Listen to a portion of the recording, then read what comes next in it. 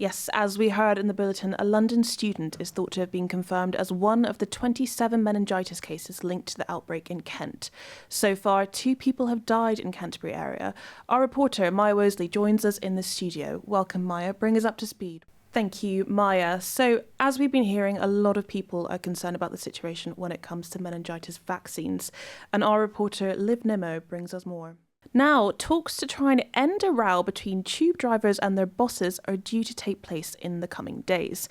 The RMT, so that's the Rail, Maritime and Transport Union, is not happy about planned changes to working patterns, but have agreed to call off 2 out of the 6 planned strikes to allow for more negotiations. Let's get more of this with our reporter Anuj Mishra. Tell us what's going on. Now, nearly 40,000 people have signed a petition calling for misogyny to be made a specific hate crime. Campaigners say it would show that the government's serious about tackling violence against women and girls, but legal experts say existing laws are good enough. Izzy Airy has been speaking with campaigners. City News. So we've been hearing that London's so-called dental desert is getting worse. The government insists it's taking steps to increase the number of NHS appointments, but dentists say the measures aren't enough. Belinda Gurung's been to N5, which will soon be without any dentists at all. It is actually time to switch saddles. We are going over to the races. Horse racing season has started again at Kempton, and animal rights campaigners have again said that horse racing is morally unjustifiable. 4 horses died at Cheltenham last week, and figures from campaign group Horse Death Watch show that 2,600 animals have died competing over the last 20 years. Millicent Angel's been to the famous course in southwest London to investigate.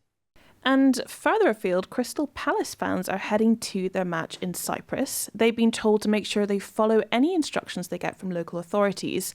This evening's game is taking place in Larnaca, close to 2 British military bases. Robin Davis joins us here in the studio to tell us a bit more. Welcome, Robin. Yes, thank you, Jess. And what happens in this building is set to change, as David Lammy today announced major reforms to the justice system in the House of Commons. Now, these changes are a toned-down iteration of original proposals leaked last week that plan to remove juries from offences of up to 5 years after a largely critical public and legal reaction. But jury trials have been a defining feature of the UK justice system for more than 1,000 years. And as the Sheriff Principal of Tayside, Perth and Kinross notes, Scotland has reduced its own backlog without taking measures this drastic. But the Justice Secretary says the new swift courts are expected to be about 20% quicker than jury trials, marking a potentially major shift in the justice system.